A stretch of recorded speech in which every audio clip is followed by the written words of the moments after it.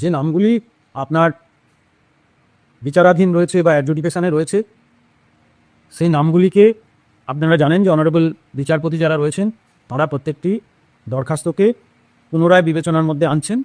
পুনরায় বিবেচনা মানেই হচ্ছে অ্যাডজুডিকেশন। তা এই যে প্রক্রিয়াটা, এটা চলছে বেশ কিছুদিন ধরে এবং আগামী কিছুদিনও এটা চলবে।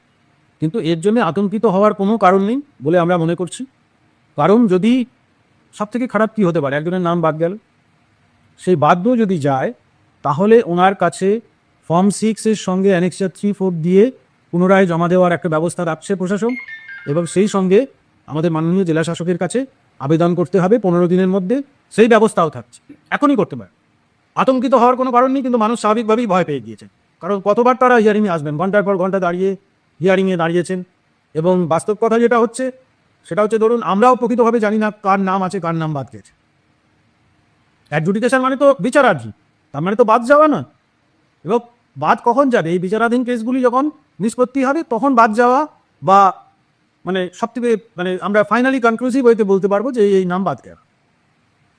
এবং আতঙ্কিত যারা হচ্ছেন তাদেরকে একটাই আবেদন, যে আপনারা আতঙ্কিত হবেন না। প্রশাসন আমাদের স্তরে যেমন রয়েছে, সর্বোচ্চ স্তরেও প্রশাসন আপনাদের নিয়ে ভাবনা চিন্তা করছেন, এবং প্রত্যেকটা মানুষ যাতে সুবিচার পান তার জন্য আমরা বদ্ধপরিকর। প্রশাসনের সর্বোচ্চ স্তরও এই নিয়ে ভাবনা চিন্তা করেছেন, এবং সব স্তরেই আমরা ভাবনা চিন্তা করছি। সুতরাং মানুষের কাছে আমার হাত জোর করে নিবেদন, আপনারা আতঙ্কিত হবেন না। আর যাই হোক, আমরা আপনাদের পাশে আছি, সঠিক রাস্তা, সঠিক দিশা, এবং আপনাদেরকে সঠিকভাবে আমরা গাইড করব।